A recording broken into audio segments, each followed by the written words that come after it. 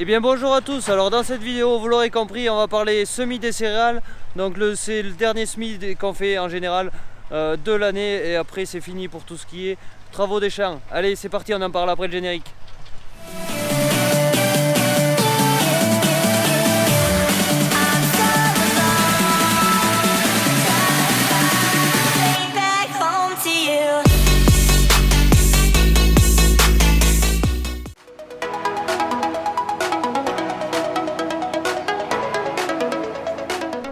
Donc comme vous avez pu le voir la semaine dernière, on a préparé les champs afin de pouvoir les semer tout simplement.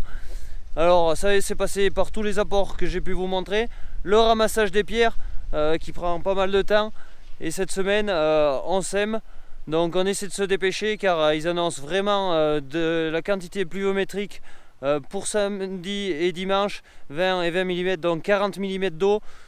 Donc sur du sol labouré, 40 mm d'eau, c'est fini, on peut plus semer, ça va coller aux outils même si on n'a pas de la terre argileuse à bloc, mais ça va bourrer de partout et ça va faire du travail dégueulasse.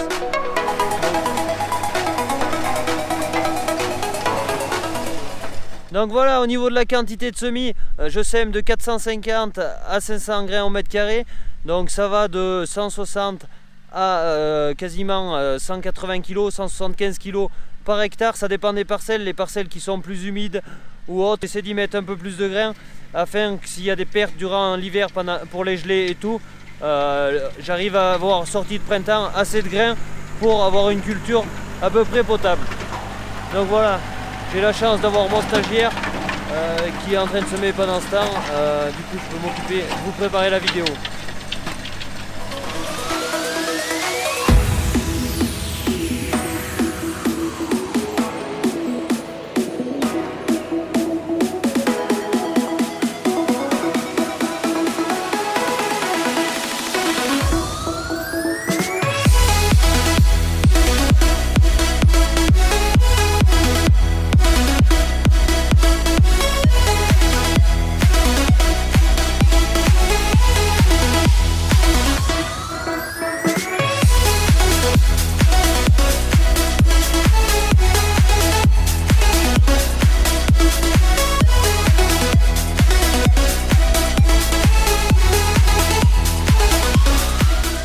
Donc comme vous pouvez le voir, suite au labour il a fait une averse de 12 mm, donc ce qui a permis de finir d'avoir de la terre apte et assez humide pour pouvoir semer et faciliter les germinations.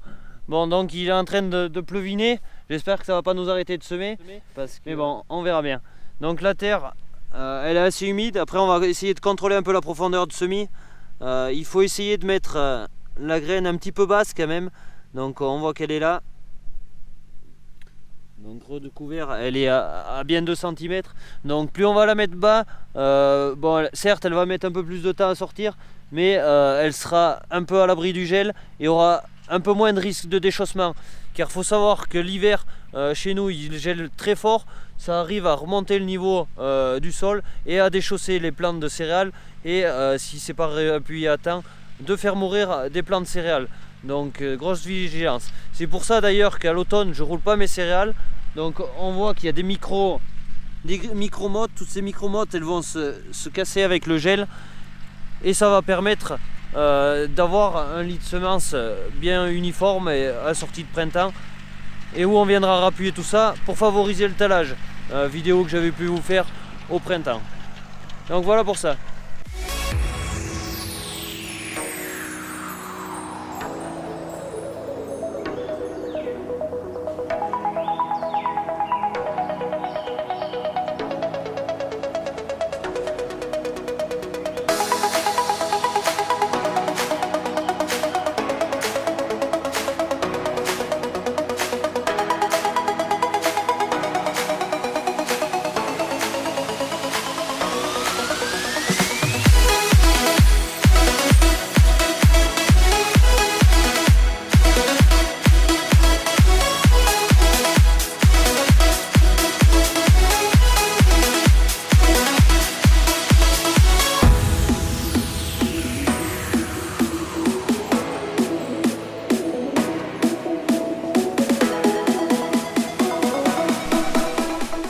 Donc particularité, avant de semer un champ, Donc on a des tout-veines dans ce que j'appelle les bordures de champ.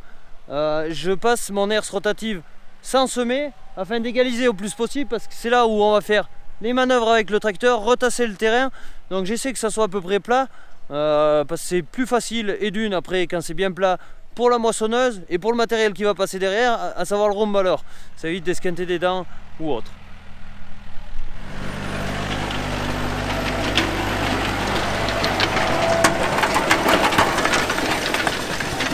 Donc au niveau du matériel de semis, c'est toujours le même, le semoir Amazon de 3 mètres de l'Akuma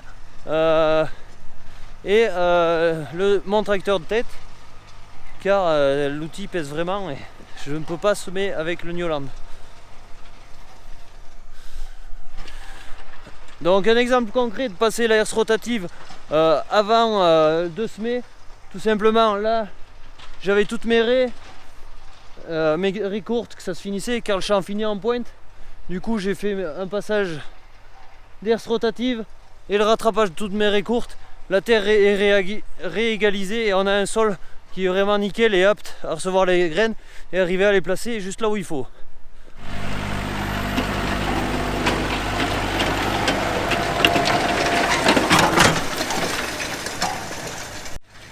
Donc voilà, l'avantage de semer au combiné de semis, c'est qu'avec la herse rotative, ça va réémietter en surface, niveler le lit de semence et du coup après ça laisse un rendu du champ assez propre.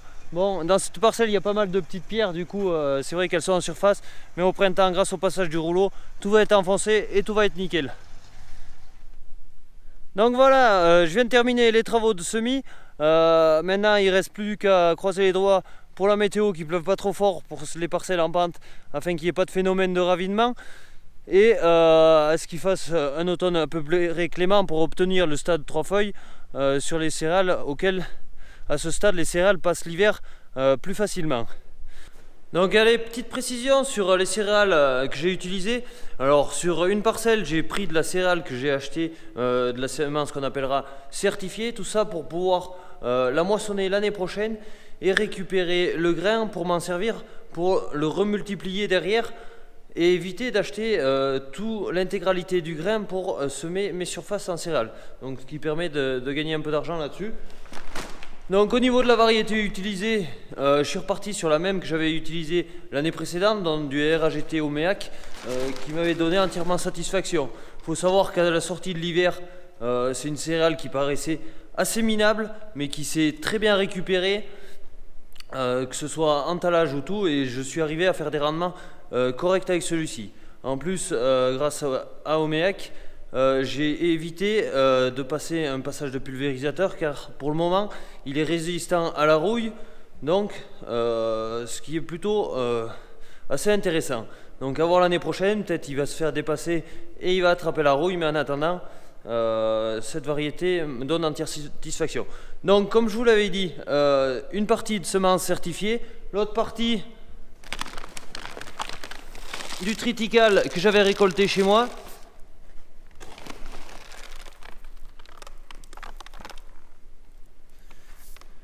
Donc voilà, ce triticale aujourd'hui je l'avais fait séparer et traiter afin d'éviter certaines maladies et essayer d'avoir la céréale la plus saine possible afin qu'elle m'offre le meilleur rendement, ce qui m'évitera par la suite d'acheter de la céréale pour nourrir mes animaux. Donc voilà, ce que je recherche, c'est le maximum de rendement et le maximum de paille, et je trouve ça, le triticale, un assez bon compromis.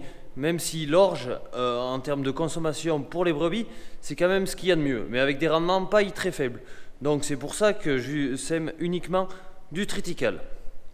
Donc pourquoi semer des céréales sur l'exploitation? Tout simplement pour la rotation, pour varier entre les semis de prairie et les semis de céréales afin de faire une coupure de cycle, mais aussi pour donner à manger aux animaux, car avec tout ce que je récolte du fourrage, que ce soit par voie humide ou voie sèche, j'ai besoin de rééquilibrer mes rations en énergie, et l'énergie je vais l'apporter avec les céréales. Tout ça pour avoir une ration équilibrée et que mes brebis se portent le mieux possible avec une alimentation équilibrée. C'est le même principe que pour nous.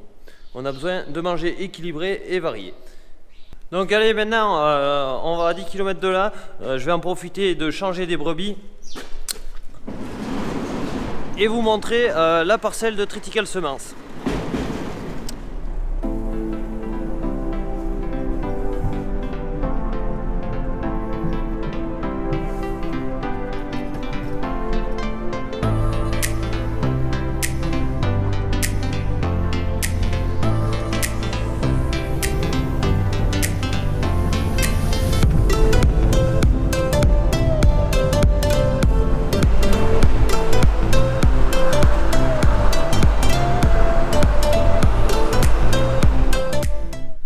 Donc nous voilà arrivés sur une parcelle semée. Alors cette parcelle, le précédent c'était une prairie temporaire de 5 ans. Alors je l'ai semé, depuis il a fait à peu près 80 mm d'eau, notamment c'est tombé en un jour et demi. Donc gros volume d'eau, ça va que la parcelle était plate parce que ça aurait pu commencer à faire du ravinement.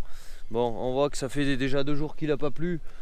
Mais que c'est pas très chouette en surface quand même, ça risque de faire une croûte, mais bon, on est à l'automne et c'est une céréale, c'est quand même beaucoup plus vigoureux que des graines de prairie. Donc cette parcelle, je l'ai labourée et c'est ici que j'ai mis ma semence de Tritical afin de récolter une céréale, afin de récolter les grains que j'aurais semés uniquement. J'aurais fait ça sur un précédent d'une céréale que j'avais en N-1, j'aurais pu avoir des repousses de l'ancien, une céréale, et du coup pas avoir une semence pure et propre pour la ressemer. Il y aurait eu de la dégénérescence, il y aurait eu des grains qui auraient tourné vers le seigle et d'autres vers le blé, car il faut savoir que le Tritical c'est un croisement du blé et du seigle pour allier le rendement du blé et le rendement paille du seigle. Donc voilà.